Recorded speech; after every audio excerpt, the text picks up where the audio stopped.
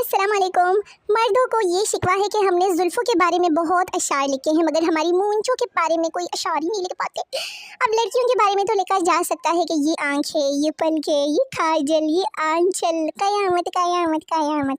जबकि कोई लड़की बेचारी लिखे तो क्या लिखे, ये तोंदी गंज।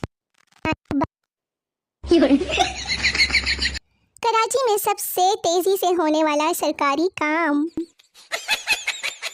गर्लफ्रेंड बाबू ताना था ते सो जाओ ले फिर बाबू। शहरी में बहन भाइयों को जगाने का सबसे आसान तरीका कि उठ जाओ तुम्हारा मोबाइल अब्बू चेक कर रहे हैं। मैंने अब कोई फनी पोस्ट या बात नहीं करनी। घर वाले कहते हैं कि शादी के लिए संजीदा होना पड़ता है। मेरी कदर किया करें ए मेरे वेले वेले व्यूअर्स। मुझ जैसी सुलझी हुई बाइज्जत और हंसमुख एडमिन कहीं नहीं मिलती। बेगमात और उनकी बातों के मतलब। नंबर 1, जब वो कहे कि ठीक है और साथ ही कोई चीज़ भी ज़ोर से पटक दे तो यकीन जाने कि ये बिल्कुल भी ठीक नहीं। नंबर 2, जब वो कहे कि क्या, तो इसका मतलब ये है कि उन्होंने आपको सुना नहीं। इसका मतलब ये हरगिज़ नहीं, बल्कि वो आपको एक और मौका दे रही है कि आप अपना बयान बदल लें। नंबर 3, जब वो कहे कि जो आपका दिल चाहे करो, वो काम करने की हमाकत कभी भी ना करना। नंबर 4, जब वो कहे कि मुझे तन्हा छोड़ दो, तन्हा छोड़ने का सोचना भी महंगा पड़ सकता है। नंबर 5, जब वो कहे कि मुझे नहीं पता, इसका मतलब ये हरगिज़ नहीं कि उन्हें कुछ नहीं पता। इसका मतलब है कि इस मौजू पर मज़ीद अब कोई बात नहीं होगी। मेरी पोस्टों पर रिएक्ट कर दिया करो, क्या पता खुश हो के आप लोगों को इफ्तारी का बोल दूँ। यार सबकी ईदियाँ आ रही है। खैर और सुनाओ, बर्तन धुल गए? शादीशुदा लड़कियां सास को इत्तिकाफ की फ़िज़ाइल बताकर 10 दिन आराम से गुजार सकती हैं। मुफ्त मशवरा है, अमल कर लो। शोहर, मैं तुम्हारे साथ 100 साल तक रहूँगा और प्यार करूँगा। बीवी, उसके बाद कहाँ मुँह मारने का इरादा है? ये रहा आलू और ये रहा आटा और ये रहा आलू पराठा। कितना आसानी से समझाया। इफ्तारी में कल का चिकन कोरमा बचा हुआ था जो मैंने ये सोचकर नहीं खाया कि सहरी में खा लूँगी। सहरी में 2 रोटियां और साथ ही कोरमा भी गर्म कर लिया और 1.5 रोटी खाई थी कि कोरमा ख़त्म और रोटी बच गई। अब बाकी रोटी ऐसे तो नहीं खानी थी ना, इसलिए ऑमलेट बनाया। ऑमलेट खाते खाते रोटी ख़त्म हो गई तो ऑमलेट बच गया। फिर 2 ब्रेड स्लाइस फ्रिज से निकाले, 1 स्लाइस खाया था कि ऑमलेट ख़त्म हो गया। फिर बाकी स्लाइस दूध में डुबो कर खाया तो दूध का कप ख़त्म हो गया। सारी चीज़ें तो उन्होंने आपस में खा पी ली थी। अब बस आखिर में पतीले में जो दूध बचा है मैंने वही पीकर सादगी वाला रोज़ा रख लिया है। रमज़ान के महीने में शुरू में सहरी डन, अफ्तारी डन और आखिर में जब ईद आ गई और मेरा यार नहीं आया वाला जुमला आता है ना, तो सहरी डन और अफ्तारी डन छोड़ के चले जाते हैं। एक हिंदू और एक ईसाई को भूख लगी थी। उन्होंने कहा कि मस्जिद में जाकर कुछ मांगेंगे तो शायद खाने को कुछ मिल जाएगा। हिंदू ने अपना नाम अहमद बताया और ईसाई ने अपना ईसाइयों वाला नाम बताया और कहा कि कुछ खाने को मिल सकता है। तो मौलवी ने किसी को कहा कि जाओ ईसाई के लिए खाना ले आओ। और अहमद साहब कैसे गुजर रहे हैं आपके रोज़े? अल्हम्दुलिल्लाह, ईद के लिए 2 सूट ले लिए हैं मैंने। इंशाल्लाह एक सूट पहले दिन पहनकर बर्तन धोने हैं और एक सूट दूसरे दिन पहनकर फिर बर्तन धोने हैं। और कुछ लड़कियां सुबह उठने के बाद ऐसे लगती है। ज़रूरी नहीं कि सहरी तक जाकर सब अपने जानू मानू से बात करते हैं, कुछ हम जैसी नौवलज़ादियाँ भी होती है।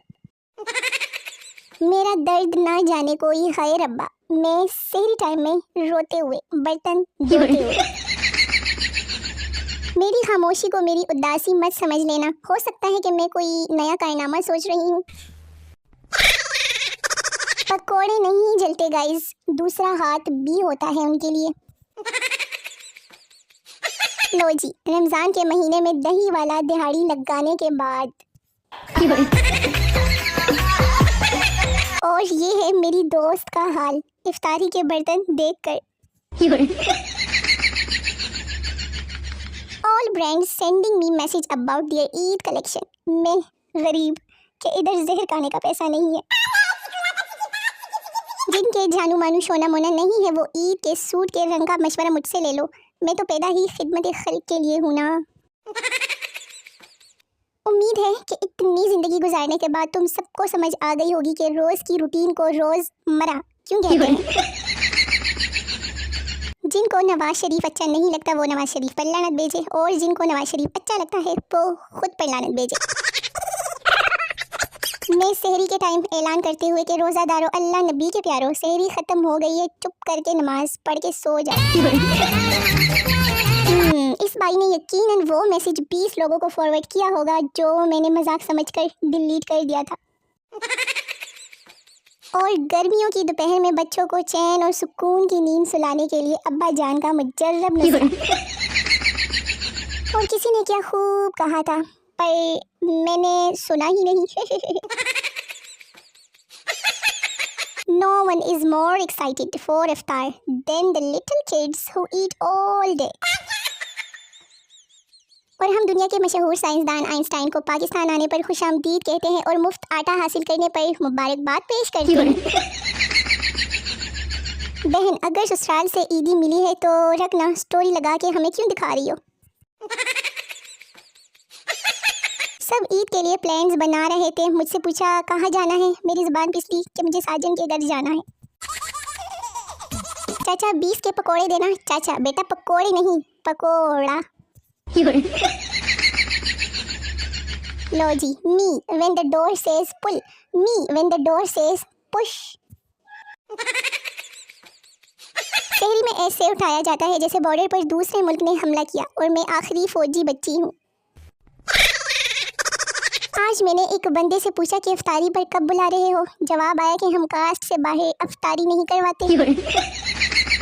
अच्छे दोस्त रमज़ान के पहले अशरे में ही इफ्तारी पर बुला लेते हैं। आपका तो पहला अशरा निकल गया ना, फिर बताएं दूसरे अशरे में कब बुला रहे हैं मुझे इफ्तारी पर। बस ये दिन देखना बाकी था। उठा ले रब्बा, मुझे नहीं, ऐसे बॉयज़ को। जब डॉक्टर बोले कि दिन में सिर्फ एक ही कप चाय पीनी है, ले फिर मैं। सासू माँ बहुत चालाक हैं, इस साल भी मुझे ना ढूंढ के ईदी का खर्चा होने से बचा लिया। शोने मुने लोगों, वीडियो खत्म हो गई है, मुझे अपनी दुआ में ज़रूर याद रखिए। मिलते हैं नई वीडियो में, तब तक के लिए टाटा बाय बाय, अल्लाह हाफिज़।